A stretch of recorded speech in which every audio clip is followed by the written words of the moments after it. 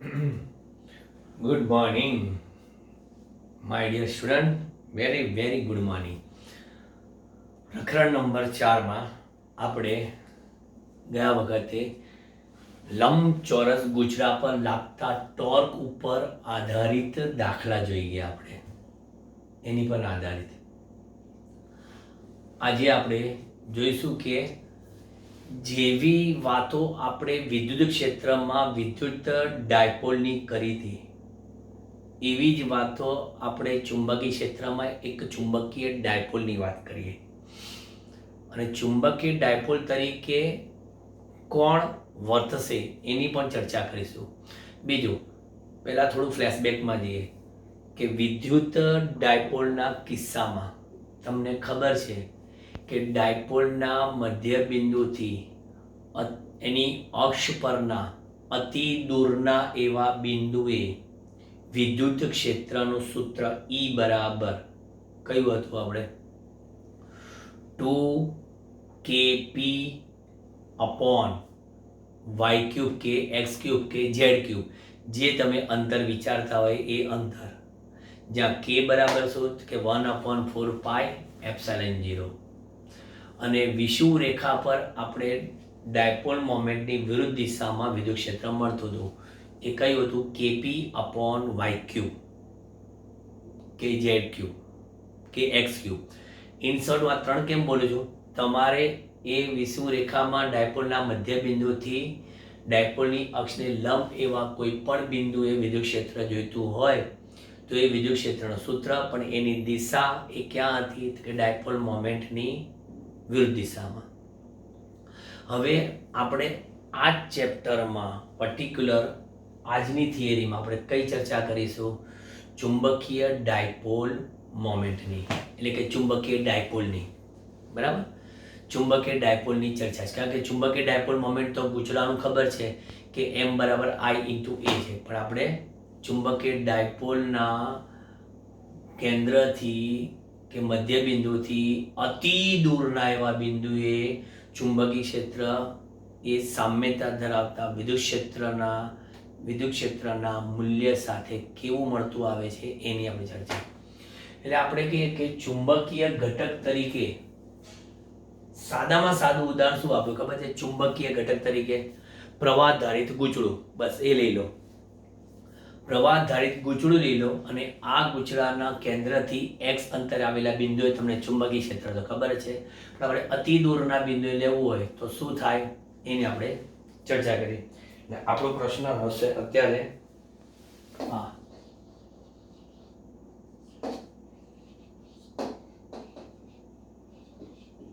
કે ચુંબકીય ડાયપોલ તરીકે પ્રવાહધારિત ગૂંચળાની ચર્ચા કરો. એટલે એમાંય તે આપણે અક્ષ ઉપર અને વિષુવ રેખા પર એની ચર્ચા કરવાની છે. આ આપણી પાસે પ્રવાહધારિત ગૂંચળું,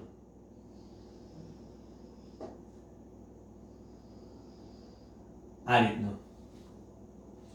બરાબર, હવે આ જે ગૂંચળું છે એનું આ સમતલ છે.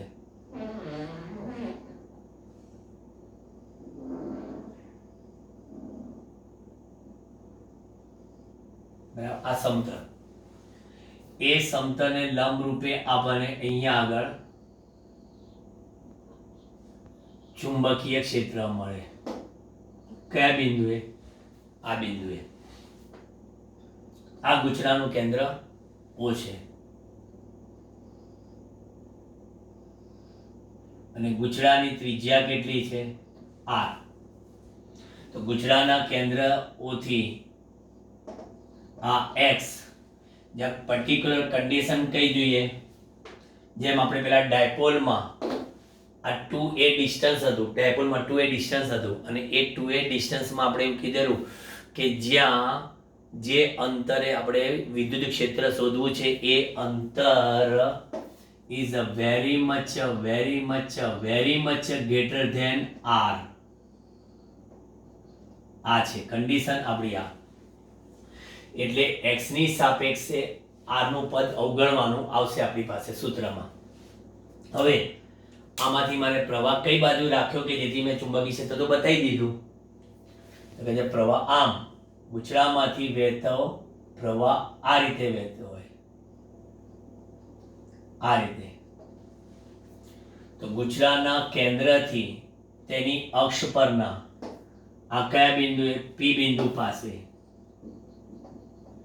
પી પાસે ચુંબકીય ક્ષેત્ર. અત્યારે તો આપણે મૂલ્યની વાત કરીએ, દિશા આપણને ખબર છે કે ગુચડાની અક્ષ ઉપર ચુંબકીય ક્ષેત્રનું મૂલ્ય કેટલું, μ0 I r²/2 કેટલા, x² + r² કેટલા 3/2. આ સૂત્ર છે બરાબર. પરંતુ કહે છે કે x is very much greater than r હોવાથી છેદમાં x² ની સાપેક્ષે r² નું પદ અવગણતા. આ કમ્પેરેટિવલી r² અવગણતા. ઘણા તો શું કરે, r² અવગણતા તો અંશના r² ને પણ શું કરી નાખે, અવગણી દે. નવી ના, એવું ના કરતા. b બરાબર μ0 I r²/2 r² જવા દો, x² ની 3/2 ઘાત કેટલા થાય, x³ બરાબર. અહીં સુધી આપણે આ સૂત્ર લાયા જે આપણે ઓલરેડી જાણીએ છીએ કે અતિ દૂરના એવા બિંદુએ ચુંબકીય ક્ષેત્ર કેટલું થાય. હા, હવે એક કામ કરીએ, અહીંયા ઉપર નીચે પાઈ વડે ગુણી નાખીએ. બરાબર, ચલો ગુણી દીધું. પાઈ વડે ગુણીએ તો μ0 I ઉપર થશે પાઈ r², નીચે થશે 2π x³ બરાબર. વળી આપણને ખબર છે કે પાઈ r² બરાબર શું, a એટલે ગુચડાનું ક્ષેત્રફળ, પાઈ r² એટલે કે a ગુચડાનું ક્ષેત્રફળ થાય. તો હવે ક્ષેત્રફળ છે એટલે મૂકી દો, તો μ0 I/2π x³. હવે કહીએ છીએ કે જ્યાં IA બરાબર શું લખાય, m. જ્યાં IA બરાબર m બરાબર શું, ગુચડાની ચુંબકીય, આમ તો ડાયપોલ મોમેન્ટ જ કહેવાય. કારણ કે જે રીતે આપણે વિદ્યુત ડાયપોલમાં નેગેટિવ એન્ડ પોઝિટિવ બે ધ્રુવો હતા, એટલે બે વિદ્યુત ભાર હતા કે બે સમાન મૂલ્યના અને વિજાતીય એવા વિદ્યુત ભારો એકબીજાથી પરિમિત અંતરે રહેલા છે. બરાબર. આ રચનાને આપણે શું કીધેલું, વિદ્યુત ડાયપોલ. અને એની વિદ્યુત ડાયપોલ મોમેન્ટ માઇનસ થી પ્લસ તરફ હતી. એમ અહીંયા આગળ પણ તમે જોવા જાઓ ને તો આ પણ એક જાતનું ગુચડું એક કાલ્પનિક ચુંબક બની જાય. આવી રીતે હું તમને કાલ્પનિક ચુંબક બતાવું. આ ફ્યુચરના ચેપ્ટરમાં તમને કામ લાગશે. આ બરાબર.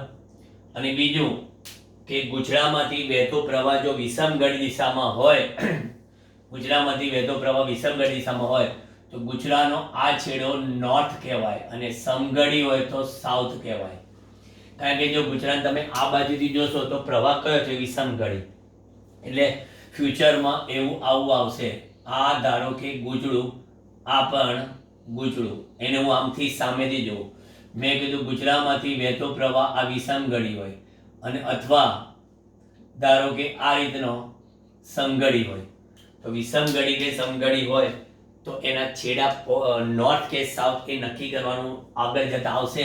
પણ આપણે અત્યારથી જ માનસિક રીતે પ્રિપેર થઈ જઈએ. આ રીતે જો મેં બતાવ્યું છે એવી રીતના.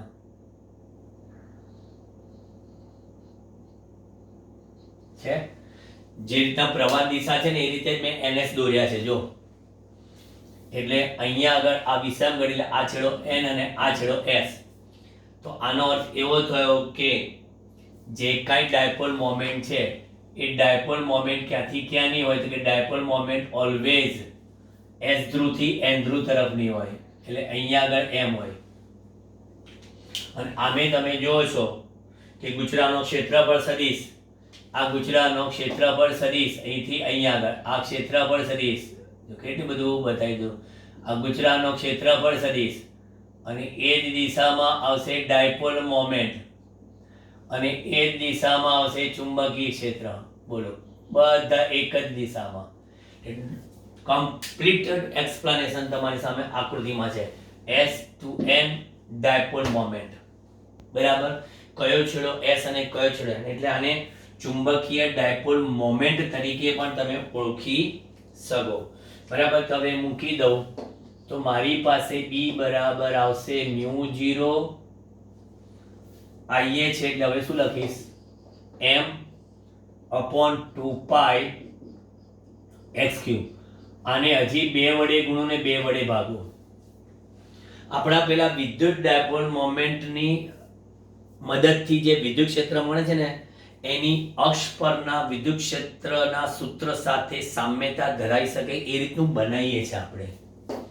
એટલે અહીંયા B બરાબર 2μ0M upon 4π x3 માટે સદિશ સ્વરૂપે સદિશ B બરાબર 2μ0 upon 4π સદિશ M ભાગ્યા x3. આ આપણી પાસે સૂત્ર આવી ગયું. આની સામ્યતા ધરાવતું સૂત્ર સામ્યતામાં આપણે એવું કહીએ છીએ કે μ0 upon 4π લખીએ બરાબર.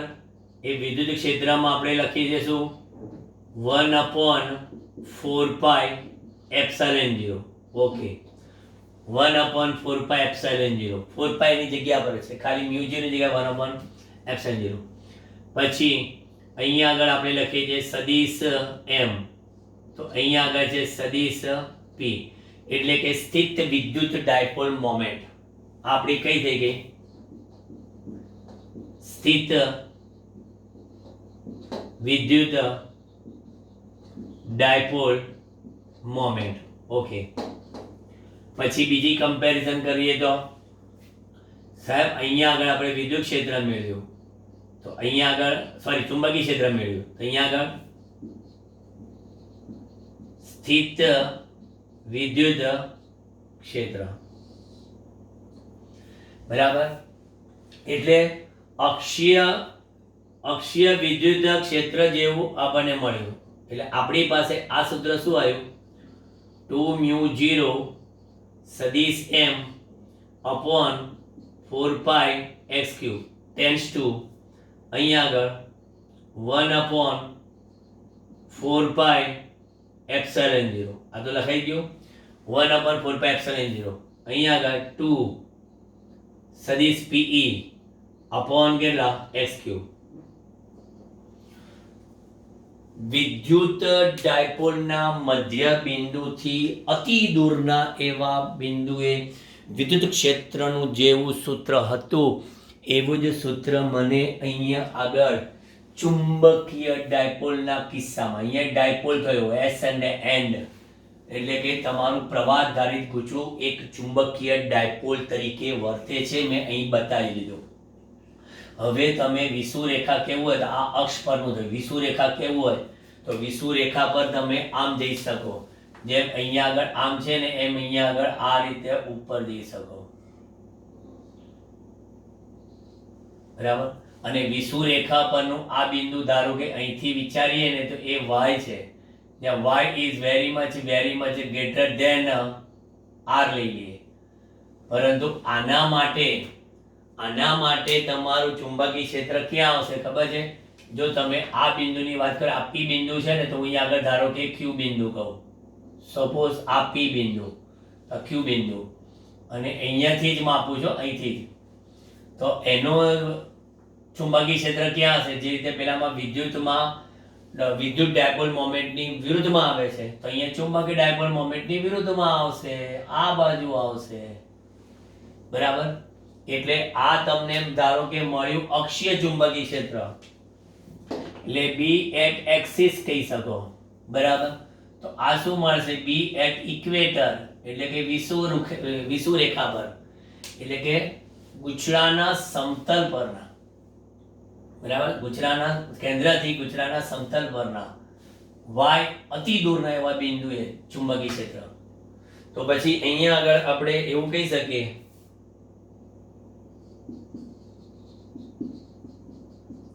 તે જ પ્રમાણે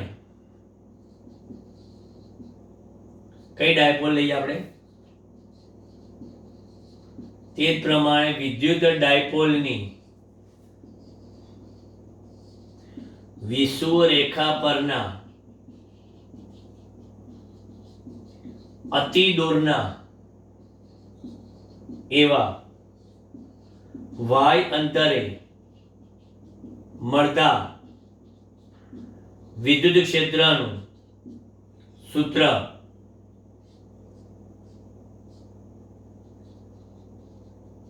એ વિષુવરેખા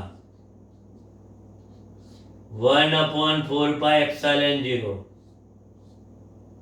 પણ અહીં નિશાની કઈ? Minus PE upon y cube ને ચુંબકીય ક્ષેત્ર, પણ ક્યાંનું? આ સૂત્રને કોની સાથે હું કમ્પેર કરીશ? ને ગુચરાના સમતલ પરના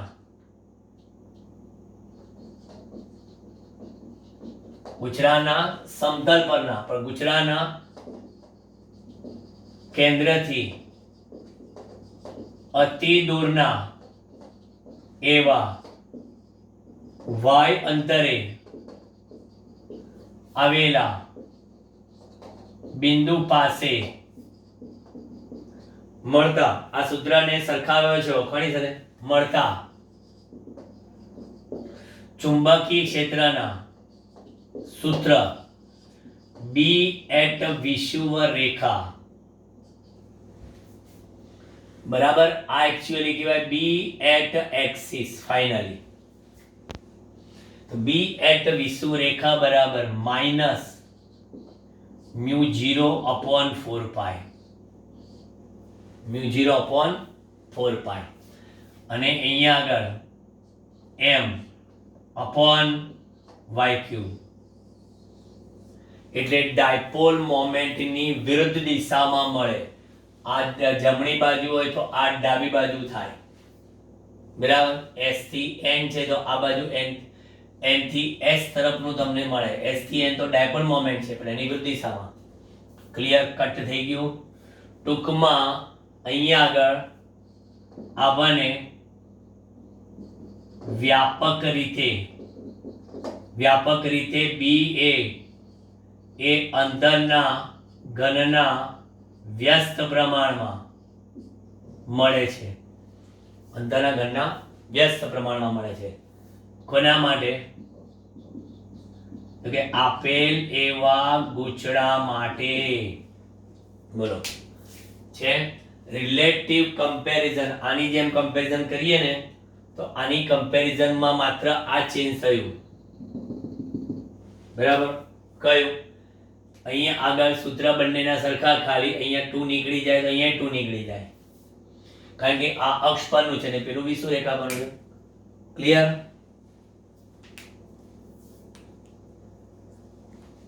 જોઈ લો બરાબર બોર્ડ પર આખી ચુંબકીય ડાયપોલ તરીકે પ્રવાહદાન ગુચડાની ચર્ચા. બરાબર? મેં થોડું મારી રીતે વધારાનું એક ગજ્યો ચુંબક બનાવી દીધો છે. એટલે ટૂંકમાં ગુચડું એ એક નાનકડા ચુંબક તરીકે વર્તે છે. બરાબર? એટલે આને કહેવાય સૂક્ષ્મ ચુંબકીય ડાયપોલ એમ કહેવાય. .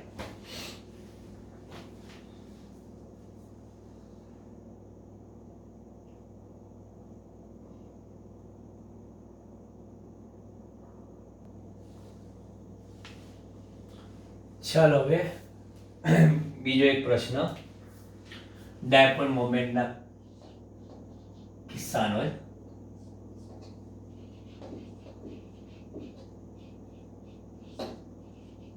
પરમાણુની કક્ષામાં પરિભ્રમણ કરતા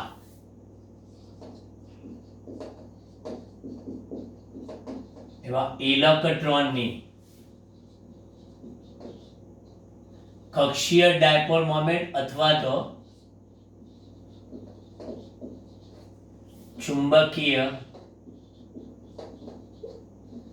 ડાયપોલ મોમેન્ટ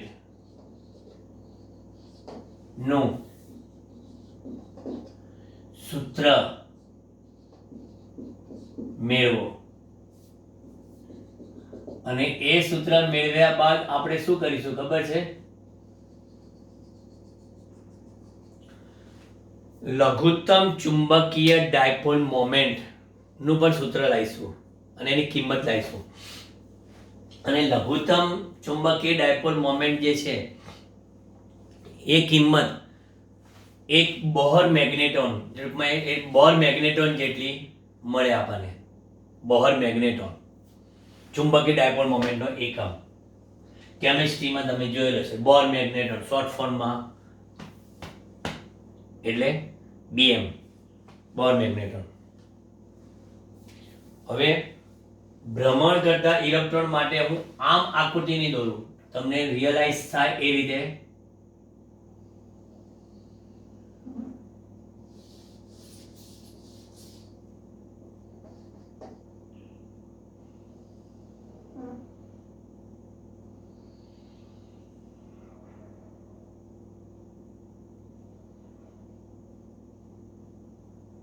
આ ન્યુક્લિયસ છે એટલે કે પરમાણુનું કેન્દ્ર. બરાબર? આ કેન્દ્રની ફરતે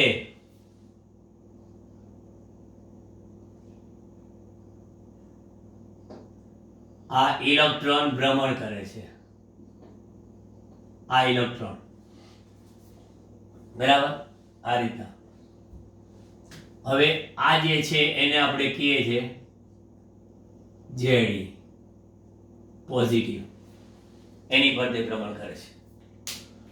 હવે એના માટેની આ ભ્રમણ અક્ષ આ બનશે.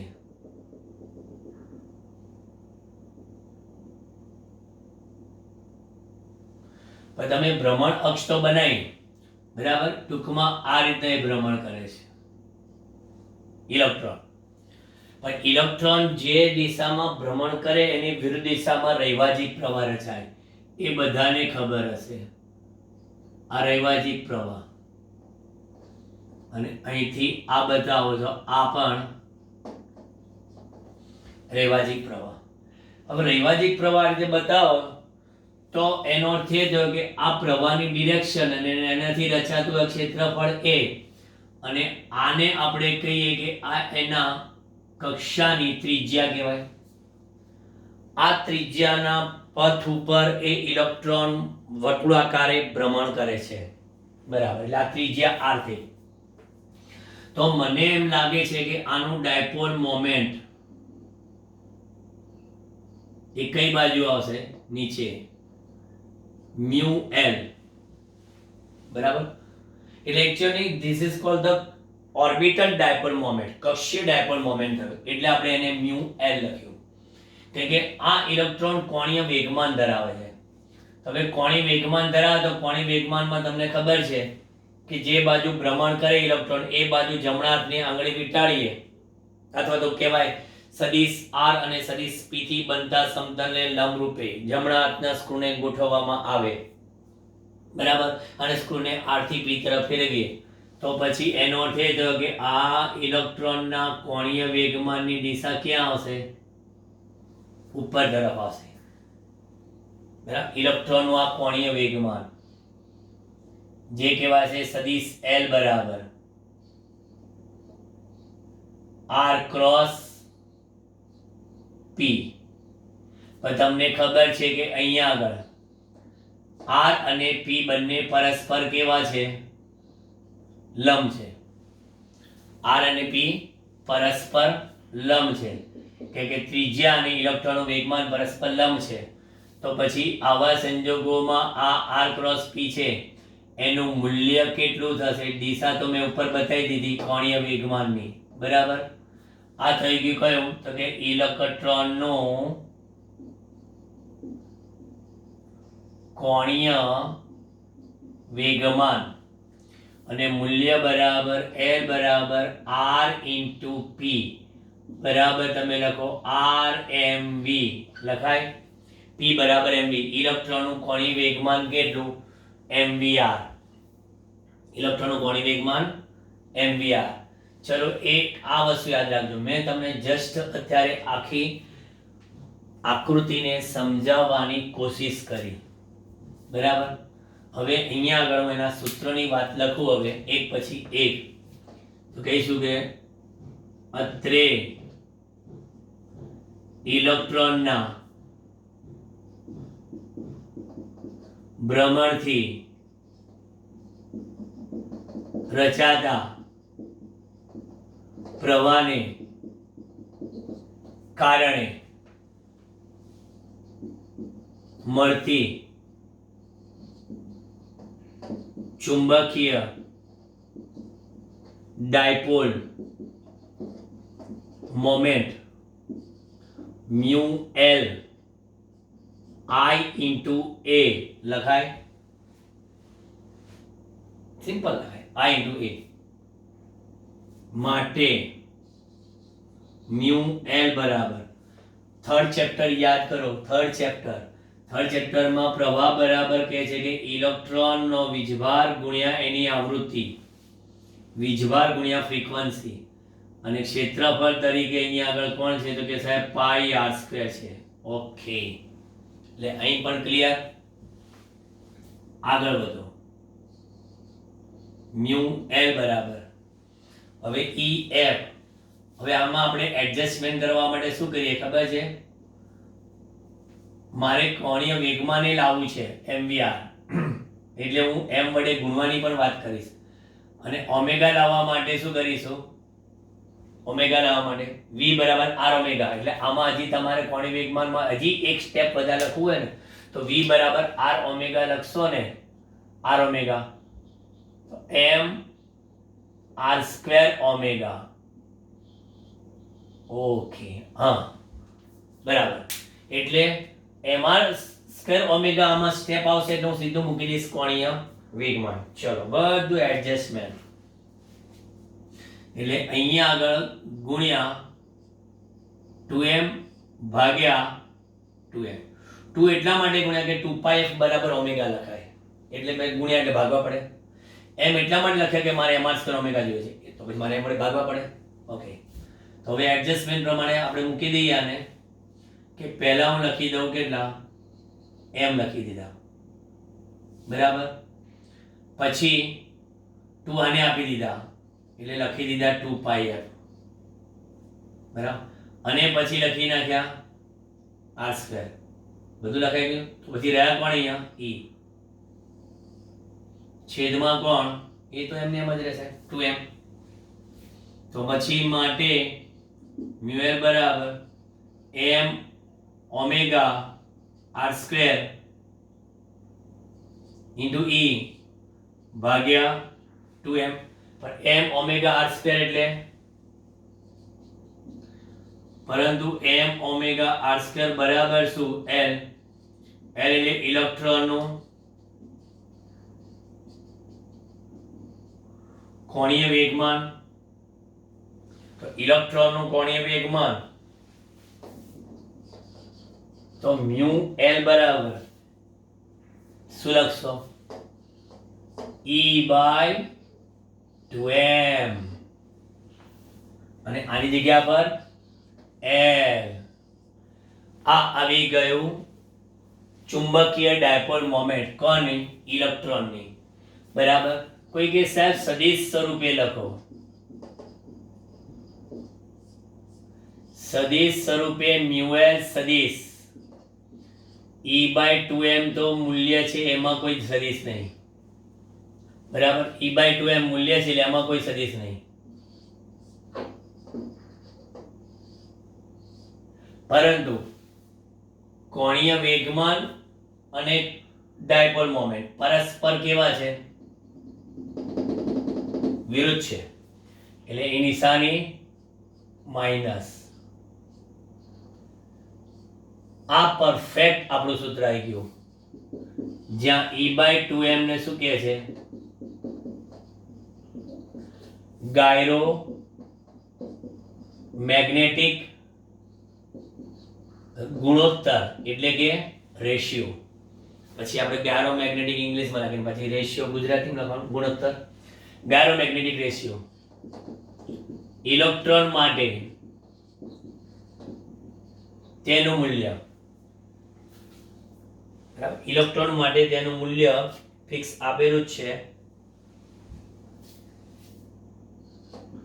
8.8 ગુણ્યા 10 એકમ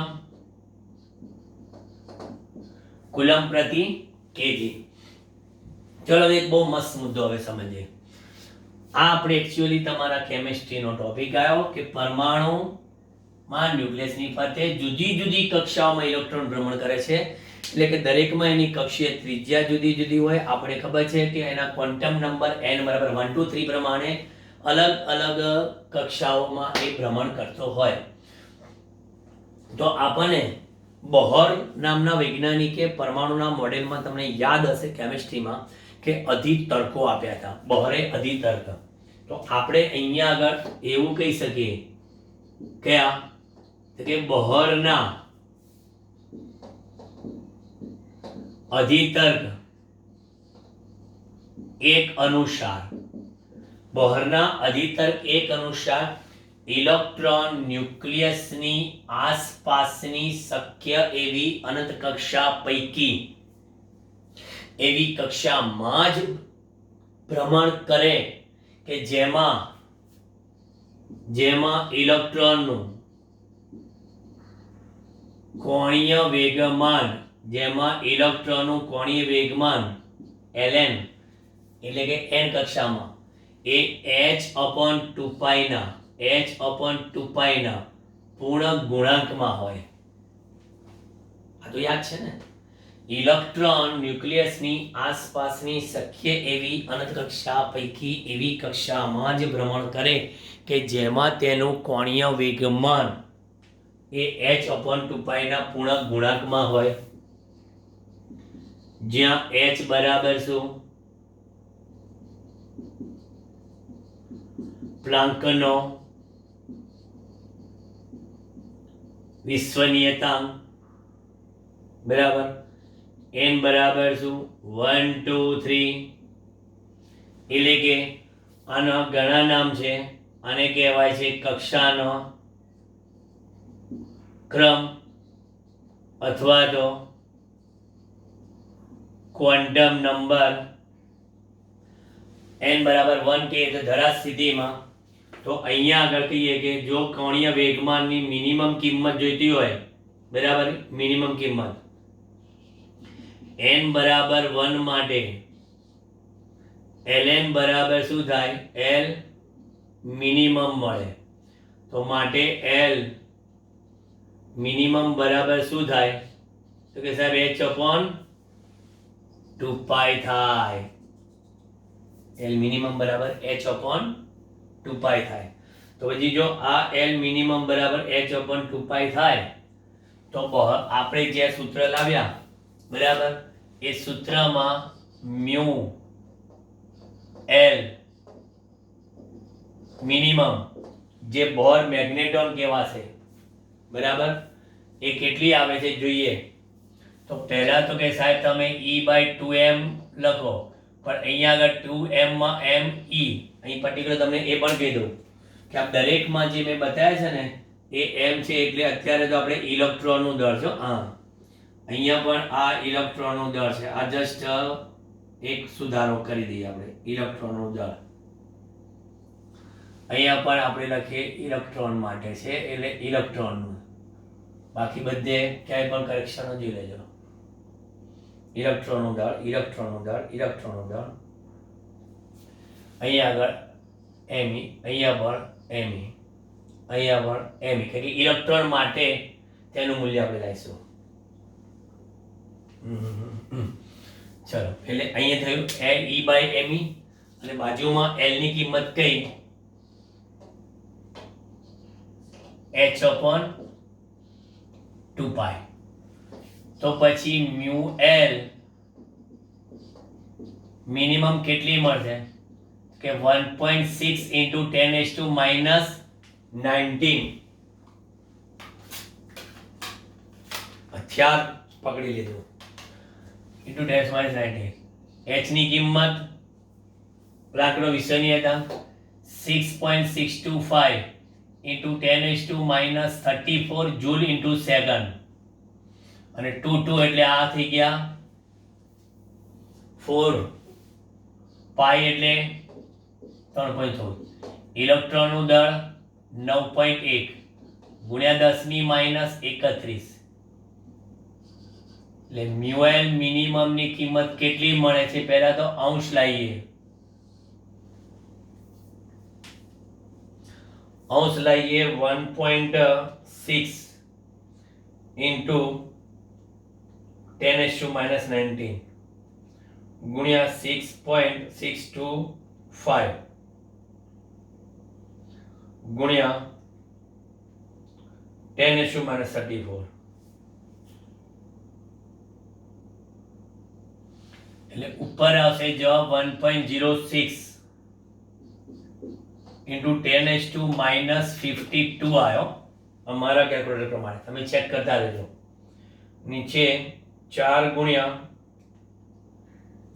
3.14 ગુણ્યા 9.1 ગુણ્યા 10⁻31. ફરી કરું. 4 ગુણ્યા 3.14 ગુણ્યા 9.1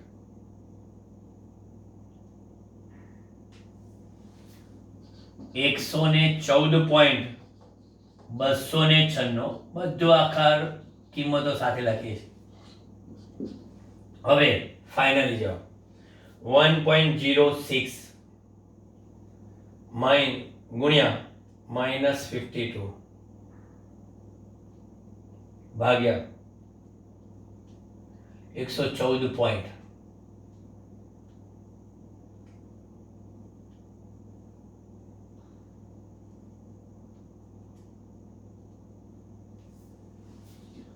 $9.274 ગુણ્યા 10⁻24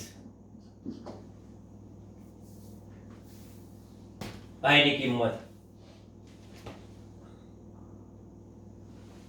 એક્ઝેક્ટ આવી ગઈ. લો એટલે આપણને અહીંયા આગળ મ્યુએલ મિનિમમ બરાબર 9.27 ગુણ્યા 10⁻24.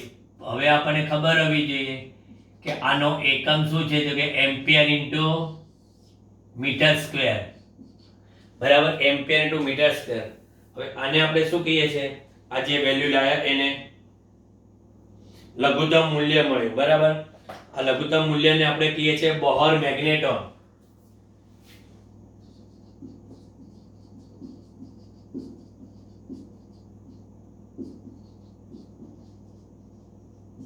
BM. બરાબર, આ લઘુત્તમ મૂલ્યને બોહર મેગ્નેટોન કહે છે. ચલો, બીજી એક મોસ્ટ ઇમ્પોર્ટન્ટ થિયરી થઈ ગઈ. હવે આપણે નેક્સ્ટ લેક્ચરમાં ફરી એનિમેશનની દુનિયામાં જઈશું. બહુ જ મજા આવશે. ચલિત અને કિલકિત ગૂંચડાવાળા એવા ગેલ્વેનોમીટરની હું રચના એનિમેશન દ્વારા સમજાવીશ. આખું તમને ગેલ્વેનોમીટર 3D માં દેખાશે. આખું આખું ફરતું. બરાબર, બાકી એ રચના તમને 3D માંથી ખબર પડશે. કાર્ય પદ્ધતિની ચર્ચા હું તમને સમજાવી દઈશ. એટલે ગેલ્વેનોમીટર પૂરું.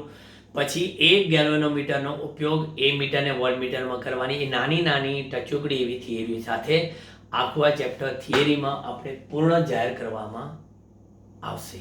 Okay, clear? એટલે coming soon. Don't miss this lecture and also that lecture. એ પણ તમે મિસ ના કરતા. Bye by.